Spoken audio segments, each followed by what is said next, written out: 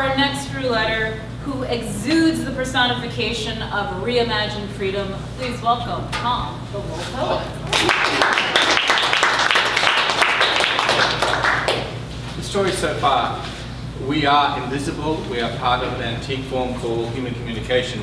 It does not exist outside this door, so we are also in the Greyhound coach heading towards oblivion, and we're not passengers, we're all drivers. Okay? We're using the antique form of language to communicate and listening, which is a lost language. No one teaches it. So reimagining, if you're in a wheelchair, you would imagine full mobility.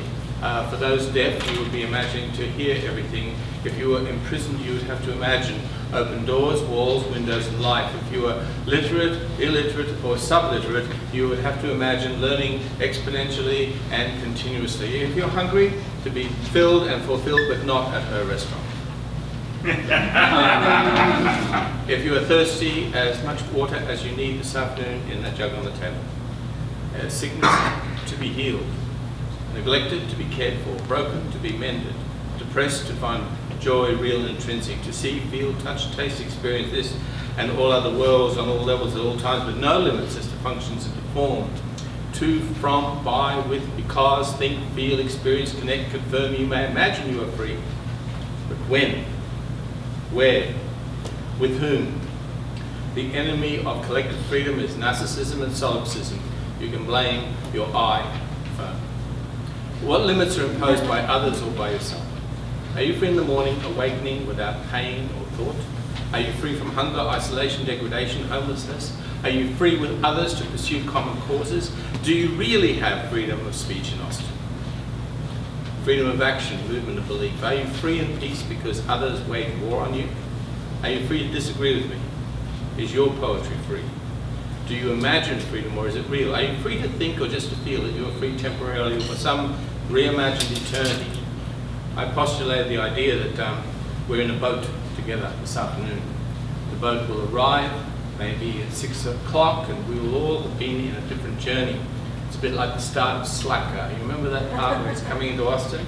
And he says, there's a part of me still never got on the Greyhound bus. There's a part of me waiting for me to arrive in Austin. There's a part of me on the bus. And all of them are the journey. So I thought, what are the 10 commandments of a reimagined freedom? I thought, well, it must be, because of you, it must be associative. It cannot be a paranoia, because a paranoia is a withdrawal, an associative one is the fact that you feel comfortable enough to have only these as weapons, arms raised in surrender, and voices shared, and ears listening. It must be in process, because of course there is no product that you could buy that actually guarantees freedom. It must be reversible. Most of us feel we've lost a lot of freedoms recently. And even the freedom to speak is curtailed if you're a comedian. It must be multivalent. There is no one single freedom. There's no one colored freedom. There's no one sort of like special freedom. It must be universal, because you can't ghettoize freedom. You can't fractionalize it. It must be progressive and regressive simultaneously. We're going forward, we're going backwards, and we're in this moment. It must have a certain quality which is poignant and personal. It's both prosaic and poetic. It's more than a metaphor. It's more than science can tell you, Neil deGrasse, and it's more than religion can hope for in the next life. And of course, freedom, if you wish it, if you can imagine it, if you can reimagine it, must always be unlimited.